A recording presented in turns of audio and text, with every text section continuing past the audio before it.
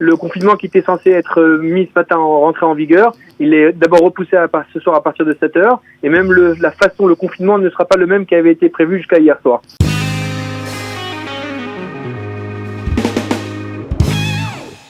Et nous sommes en ligne avec Shmuel Marciano.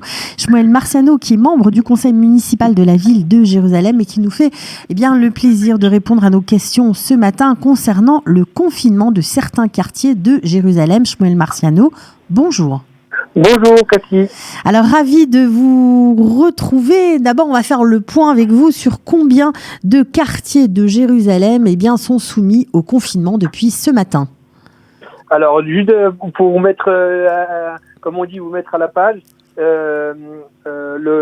hier, le conseil de tous les ministres, donc qui n'a pas fait passer la loi, car beaucoup de maires de plusieurs villes se sont plaints auprès de Bibi Netanyahou en disant que le Séguer qu'il voulait faire à partir de ce matin n'était pas logique.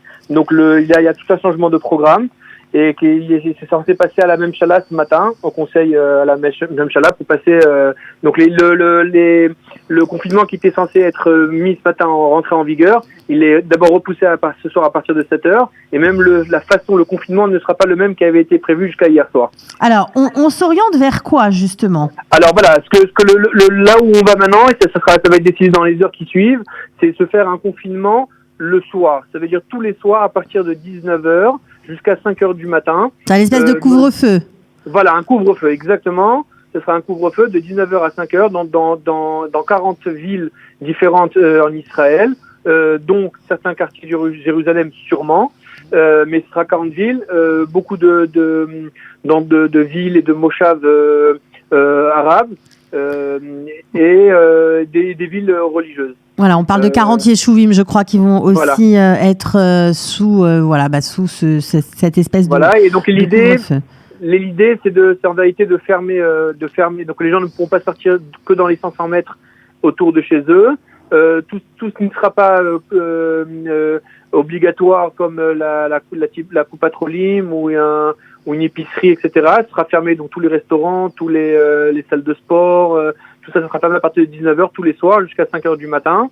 Et ils espèrent comme ça pouvoir faire baisser le nombre de malades accumulés par jour, et pour éviter un confinement général comme il y a eu à la fête de Pessah. Donc ils se donnent un espace de 8 jours. Voilà, c'est le programme qui a été hier mis en place, et que s'il est voté ce matin à la Knesset, alors il rentrera en vigueur à partir de ce soir à 19h. D'accord, donc là c'est une semaine de couvre-feu, c'est 8 jours. Voilà, ouais, 8 jours, et en fonction de ça, ils étudieront les conséquences, ils verront si ça a aidé, et si oui, alors peut-être qu'ils continueront dans le même sens. Sinon, ils parlent déjà d'un confinement général, comme ce qu'on a eu au mois d'avril, pendant les fêtes de Pessah. Alors, il semble, Shmuel Marciano, que les orthodoxes comme les arabes, ont continué de célébrer et continuent encore de célébrer des mariages. Et il semblerait que ce soit ça la cause de la recrudescence des malades. Alors, ouais, écoutez, moi, on va dire, je suis pas un homme sur le terrain. Je ne suis ni projecteur du corona, ni à la même chalage, que je pense que même eux, ce sont que des estimations, puisque le corona, c'est ce virus, quelque chose de nouveau. Donc, ils essayent toutes sortes de choses. Ils font c'est un peu une expérience qu'ils font sur ce corona-là. Donc, je sais pas combien les données qu'on donne sont vraiment vraies. Mais ce qui me dérange, j'ai aucun problème que ce soit qu'il y ait plus chez les religieux ou chez les arabes, qu'il y ait plus de personnes malades, etc. Moi, j'ai ma façon de réfléchir, et je sais pourquoi. Enfin, je pense savoir pourquoi. Mais les gens, quand on parle de ça, la question qui revient tout le temps, c'est pourquoi dans un mariage où il y a 200 personnes, on fait des tables séparées, assez éloignées, avec les masques, et on danse avec des ficelles, etc.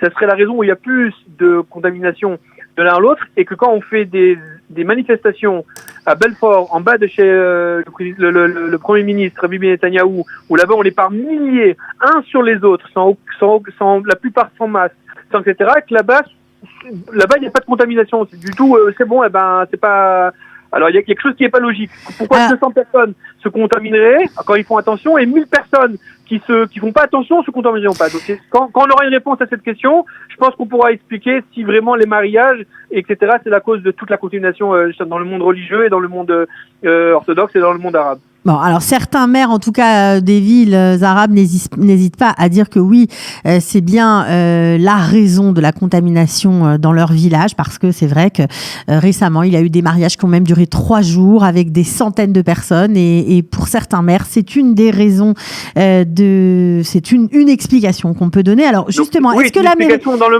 monde arabe, alors pas dans le monde, ça veut pas dire que chez les arabes c'est comme ça. D'abord chez les religieux, dans le monde orthodoxe, on se marie pas en 3 jours, on se marie en 3 heures. Donc c'est pas 3 jours et 3 heures, c'est pas la même chose. Bon. Et je pense, moi j'ai assisté à pas mal de fêtes, pas plus tard que hier soir. Et ben la vérité c'était par tranche de 30 personnes, 3 tables de 10 personnes, et les danses c'était avec des ficelles. Entre chaque ficelle il y avait la photo du khatan et de la kala, c'est quelque chose de très joli, et on se donnait pas la main de l'un à l'autre. Et donc on n'est pas là, Shmuel, on n'est pas là pour accuser qui que ce soit ni pointer du doigt une communauté par rapport à une autre, mais c'est simplement une réalité. Il y a des chiffres qui montrent que ces 2 communautés sont les plus touchées. Évidemment, on ne peut pas avoir. Alors ça, je peux vous expliquer qu'est-ce que je pense et la raison, c'est de tout d'abord parce que dans ces endroits-là, les gens vivent les uns sur les autres, d'accord? Sur le quartier religieux, les familles sont plus grandes. Dans la maison, dans les mêmes 80 mètres carrés, dans une famille religieuse, il y a 8 enfants. Dans une famille moins religieuse, il y a peut-être 2 enfants. Donc quand il y en a un qui est malade, il y a beaucoup plus de chances de contaminer le reste de la famille. Dans les écoles religieuses, les classes contiennent minimum 30 enfants, voire jusqu'à des fois 37, 38 enfants dans la même classe. Alors justement, Shmuel Marciano, qu'est-ce que la mairie de Jérusalem peut faire pour éviter, en tout cas pour essayer d'endiguer ces contaminations, en tout cas à son niveau? Alors, je veux vous dire, la mairie de Jérusalem dépend, comme toutes les autres mairies d'ailleurs d'Israël, dépendent aussi des instructions du ministère de la Santé, du ministère de l'éducation. Voilà, l'éducation, c'est ceux qui décident, donc un peu c'est à l'image de ce que la Knesset veut, que on agit dans les mairies. Maintenant, ce qui est sûr, c'est que voilà, beaucoup d'écoles dans le monde religieux ont repris, mais en groupe, ça veut dire des classes de 18 au lieu de faire des classes de 36, et ils travaillent, donc ils sont 3 jours sur 6 à l'école, et 3 autres jours ils suivent les cours par téléphone de la maison. C'est le cas d'un de mes enfants qui est comme ça, etc. Ça c'est dans ce qui se passe dans les écoles, dans le public, religieuses ou moins religieuses. C'est les écoles, c'est à partir de ce qu'on appelle la Kita E, c'est ce qui correspond au CM1, CM2, où on travaille par groupe. Il n'y a pas toute la classe justement pour éviter de cette contamination. Donc ça, c'est le maire de Jérusalem, M. Moshe Leon, a accepté ça, et il encourage ce système-là. Donc ça, c'est quelque chose qui est rentré en vigueur, et donc depuis le 1er septembre. Et ce qui concerne, si je peux aussi tout de suite passer au yeshivot.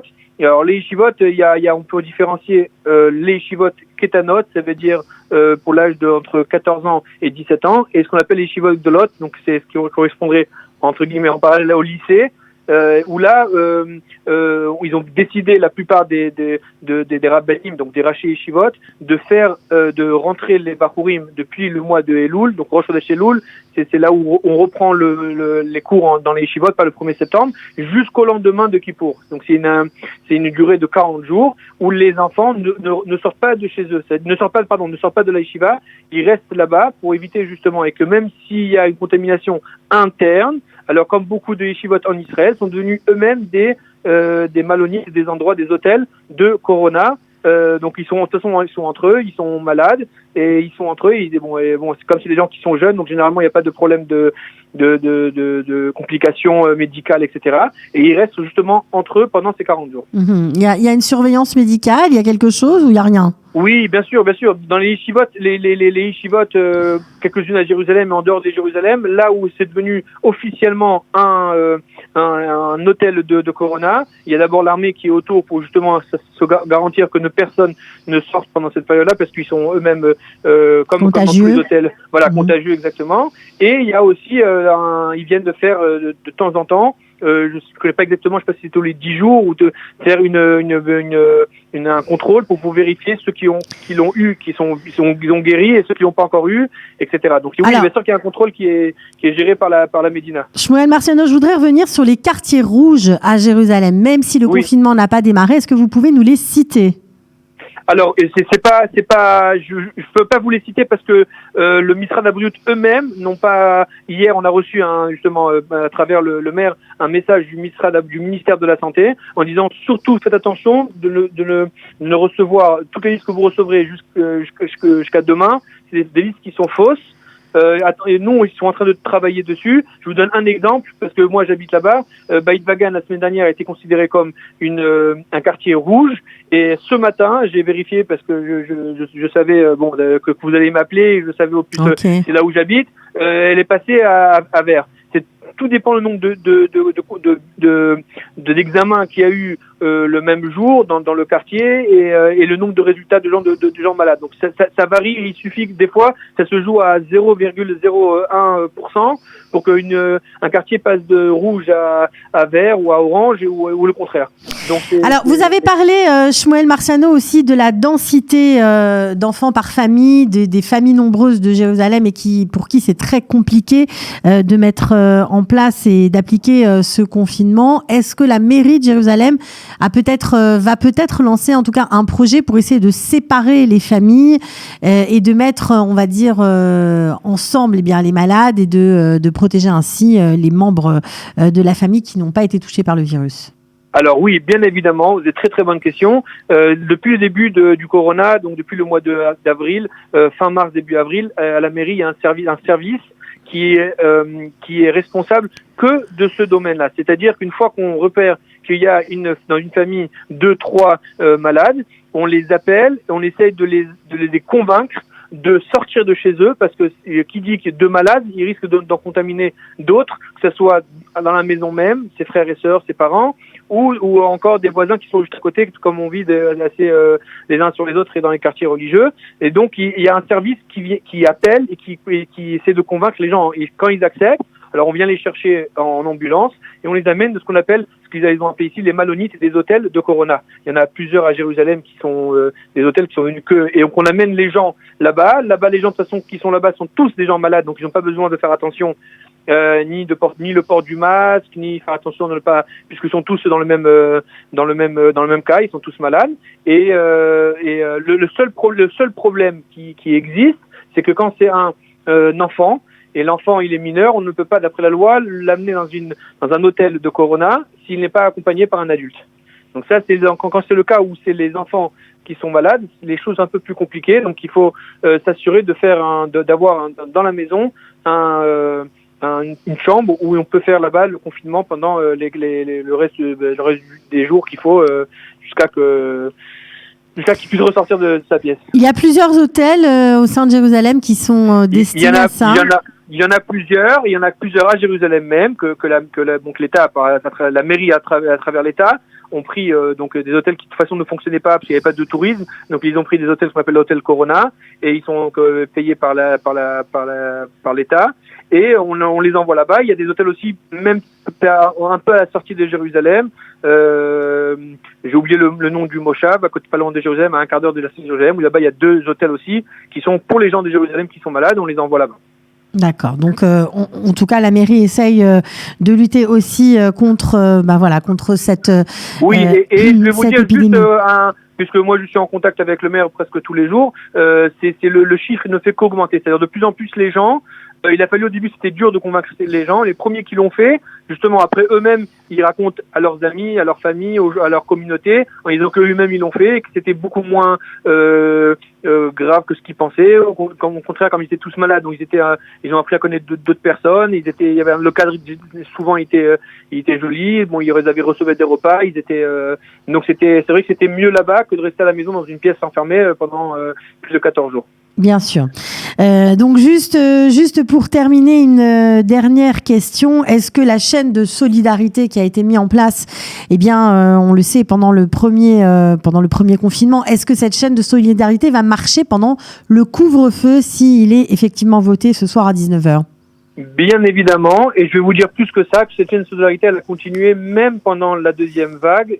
Moi, toutes les personnes moi, surtout les personnes françaises qui se retournent vers moi, qui m'ont contacté en me disant qu'ils sont rentrés en bidouille pour 14 jours, que les enfants s'ennuyaient, qu'ils avaient du mal à faire les courses, etc.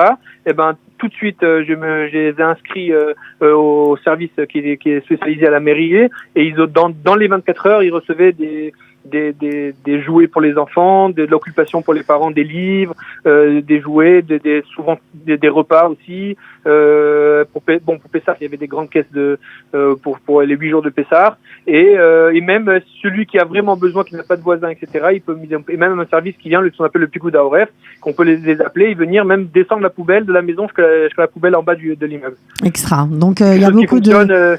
Oui, il y a beaucoup de, etc. Il y a un service. Alors, juste que si, comme de toute façon, les gens, c'est pour moi l'occasion aussi de le publier à tous les francophones de Jérusalem qui nous écoutent, qui nous écouteront, il faut savoir que quand il y a une famille qui est dans le besoin, vous connaissez une famille qui est dans le besoin, le mieux à faire, c'est de se tourner vers le Minal Kehilati du quartier. D'accord. Parce que la mairie, c'est difficile pour elle de concentrer. Donc en fait, c'est le Minal Kehilati du quartier qui se charge en fait d'assurer soit la livraison de repas, soit la livraison de médicaments ou de pouvoir aux besoins des citoyens de son quartier en fait. C'est ça. C'est plus facile de faire comme ça, de concentrer par quartier que de concentrer tout le monde à la mairie de Jérusalem et de gérer plus d'1 million d'habitants à Jérusalem. Donc on a fait ça par quartier. Bien évidemment que si quelqu'un n'arrive pas à les joindre ou pour une raison ou pour une autre, les a joints mais n'a pas reçu le service, alors on peut toujours me contacter et c'est avec plaisir que je m'en occuperai le plus rapidement possible. Bon, écoutez, en tout cas, Shmuel Marciano, merci beaucoup d'avoir répondu à nos questions ce matin. Avec et on attend alors la décision pour savoir si, oui ou non, le couvre-feu sera mis en place pour 8 jours à partir de ce soir 19h. Merci beaucoup, à très bientôt, Shmuel Marciano. Au revoir, Cathy. Au revoir.